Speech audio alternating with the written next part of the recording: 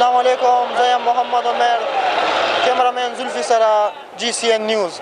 دې وخت کې مونږ راغلي وو د پېښور علاقې سربند ته چې دلته مونږ د مختلف خلکو نه رایې اخلو چې آیا دوی د حکومت نه باره کې څه وایي، دوی خوشحال دي که خفه.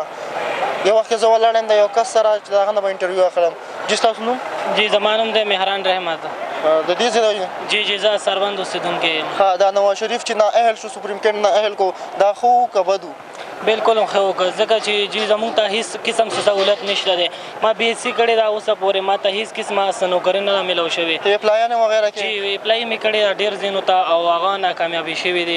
دوباره زما ټیسټ هم پاس شوي دي او هغې زه سلیکټ کړی نه یم. هغوی څه غواړي؟ پیسې غواړي، رشوت غواړي؟ جی بس همدغسې ده.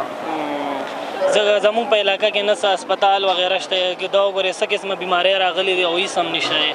دې باره کې هېڅ قسمه څوک تپوس نه کوي؟ نه جی بس تپوس نشته دی، بس چې کوم ډاکټر له ځې هم داسې دغه نشته. تاسو اپیل هم نه دی کړی حکومت نه؟ نه جی بس اپیل زموږ علاقې ته داسې څوک دغه شته نه چې اپیل وکړي او بس همدغه ضروریات دی مونږ ته چې نه پوره کېږي او نه داسې څه کس شته دی چې زموږ دپاره خبره وکړي، مونږ ته څه کوم مشکلات دي، کوم تکلیفات دي، دا ختم. د عمران خان حکومت ښه دی، تاسو ورنه ګیلې شکوې شته؟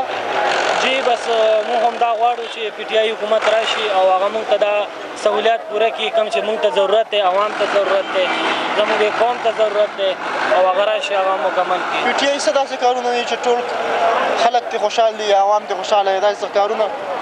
جی بس کارونه خو همدغه دي چې بس ټول اړخ ته خلک دغه کوي او ټونه ورته اچوي او داسې ښه کارونه یې وکړه، اسپتالونو کې هم کارونه وکړه، نور هم کارونه یې شروع کړي سړکونو باندې، لارو باندې او بس دغه کار. بیا هم په ډنګې باندې کابونه راځي، دا ولې؟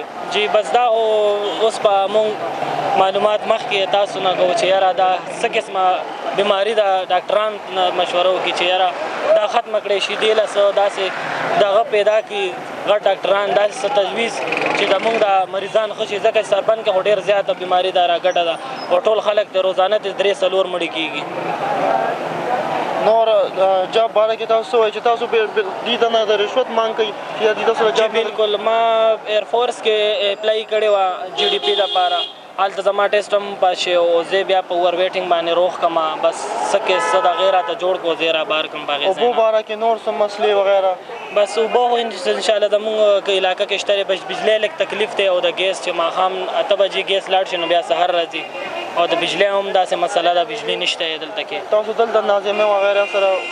نو هغې سره خو مونږ ډېره مشورې وکړو، خو هغه هم دغه دی چې هغې وایي چې بس حکومت د اړخ نه په مونږ باندې دغه دی نو نه سمېږي.